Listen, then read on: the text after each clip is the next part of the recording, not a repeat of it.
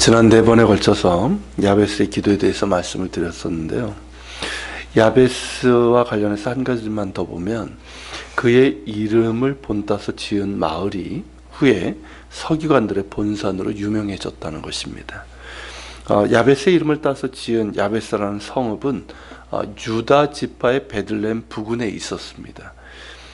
우리에게 익숙한 야베스 길랏 혹은 길랏 야베스나 그냥 야베스라고 불려지는 성읍은 요단 동편 쪽에 있고요. 우리말로는 같지만 히브리어는 다른 단어입니다.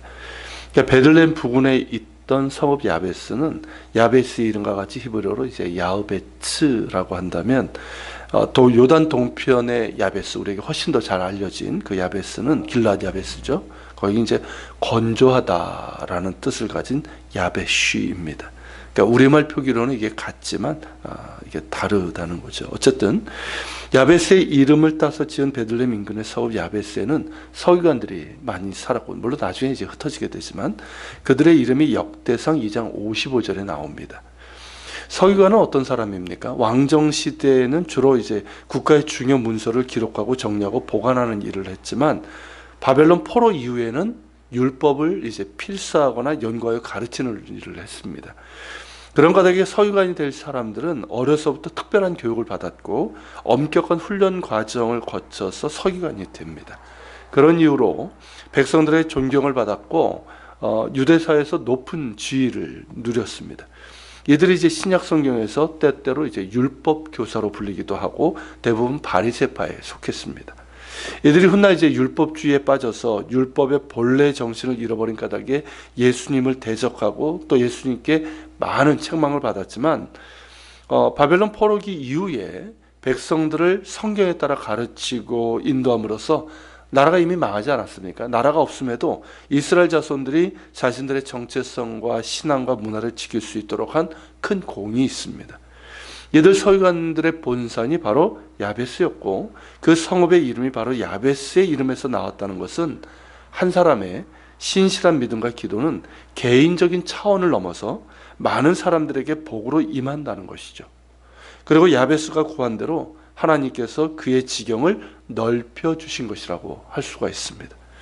이렇게 지명을 통해서도 우리는 믿음의 사람들의 영향력과 하나님의 신실하신 은혜를 볼 수 있는 것이죠.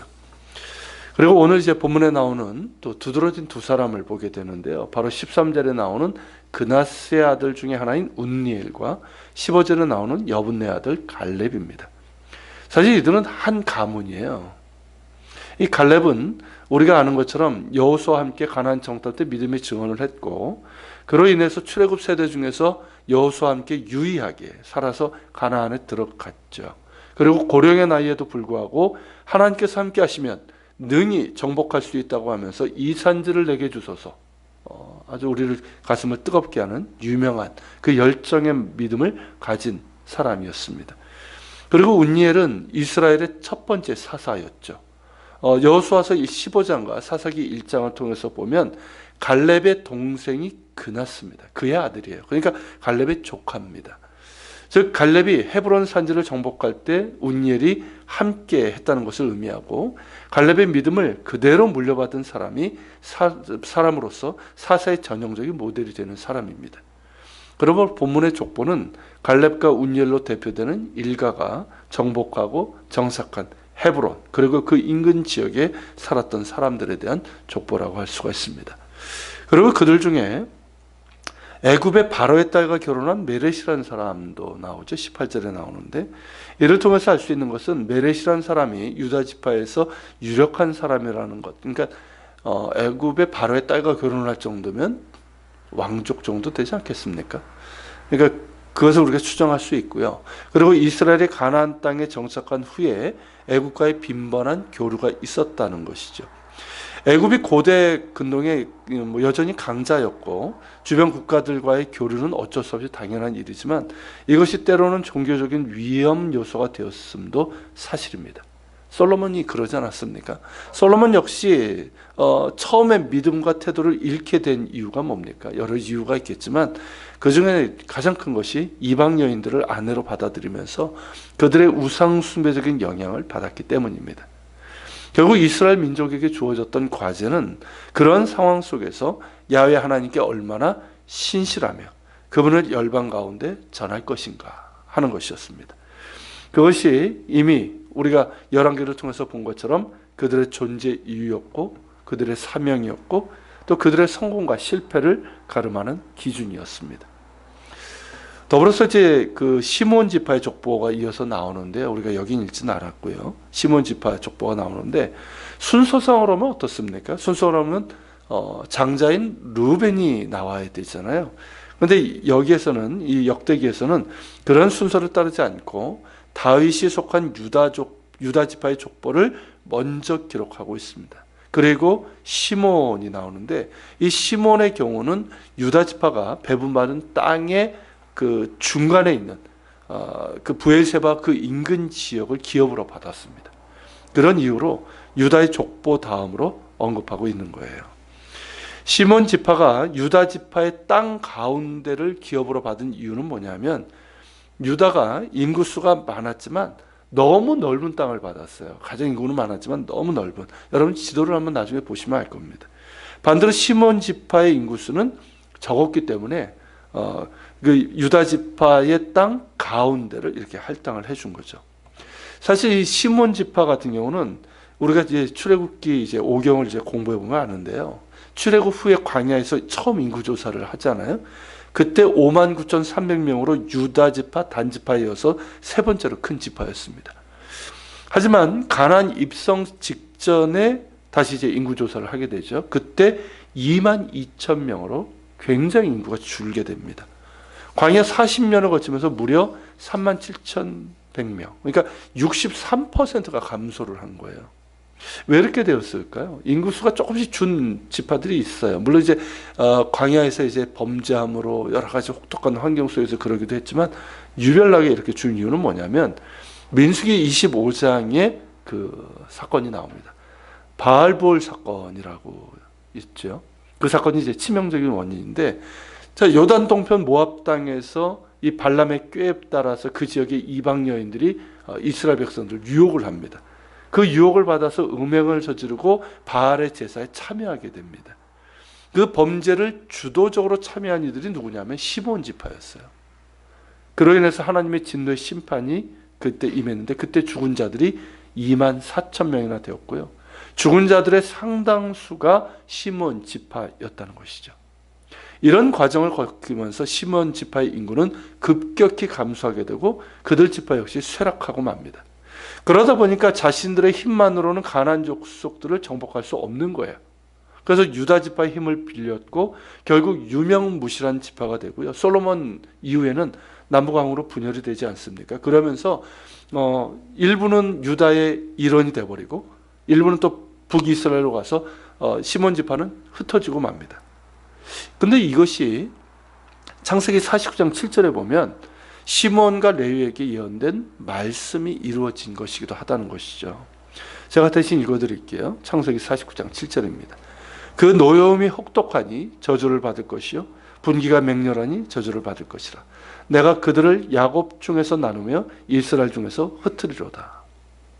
자, 이게 시몬과 레위를 향한 예언인데 왜 이런 별로 그렇게 좋은 내용은 아니잖아요. 그 이유는 뭐냐면 세겜에서의 살육입니다. 기억나시죠? 야곱의 딸 디나 그 사건을 통해서 이 시몬과 레위가 그들을 이방인들 그들이 잘못했지만 그들을 속이고 할례를 빙자해서 그리고 이제 살육을 범했어요. 그로 인한 대가입니다. 시몬 지파는 바알볼의 범죄 이후에 회복할 기회를 찾지 못해서 결국 흩어지고 말았고요. 레위 지파도 어떻게 됩니까? 각 지파로 흩어지게 되죠. 자기 지파만의 그 땅을 분배받지 못하죠. 각 지파로 흩어져서 우리가 보통 레위인의 성읍이라고 불리는 한정된 성읍들에서 살게 되지만 어찌 됩니까?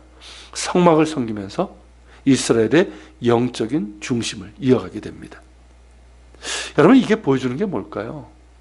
이 두 사람이 둘 다 이런 흩어지리라는 그런 예언을 받았지만 흩어짐의 내용과 성격이 너무 다릅니다. 사람은 누구나 연약하고 죄성이 있어서 범죄할 수가 있습니다.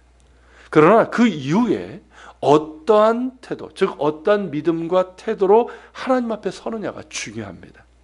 시몬은 범죄 이후에도 달라진 바가 없었어요. 달라진 바가 없었어요. 그렇지만 레위는 죄를 범하였지만 다시 하나님 앞에 회개와 신실함으로 서고자 했습니다. 그것이 결국 그들의 후손 가운데 뚜렷하고도 정반대의 모습으로 나타나게 된 것이죠. 이는 우리도 마찬가지입니다. 구원은 철저하게 개인적인 거기 때문에 부모의 믿음과 자녀의 믿음을 동일시할 수는 없습니다.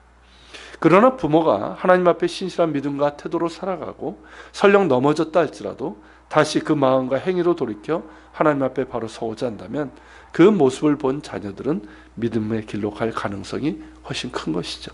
물론 자녀들도 마찬가지입니다. 본인들도 넘어질 수 있지만 다시금 하나님 앞에 서고자 하는 그런 모습을 설 때 하나님의 긍휼과 은혜가 그 가운데 임하게 되는 거죠. 그렇게 하나님께서 약속하신 대로 하나님을 경외하고 순종하는 자들, 넘어질지라도 다시 일어서서 믿음의 길로 가는 자들, 그들에게 하나님께서 그리고 그들의 후손에게도 크신 은혜와 복을 주실 것입니다. 우리가 그런 부모가 되고 그런 자녀들이 될 수 있기를 소망합니다. 같이 기도합시다.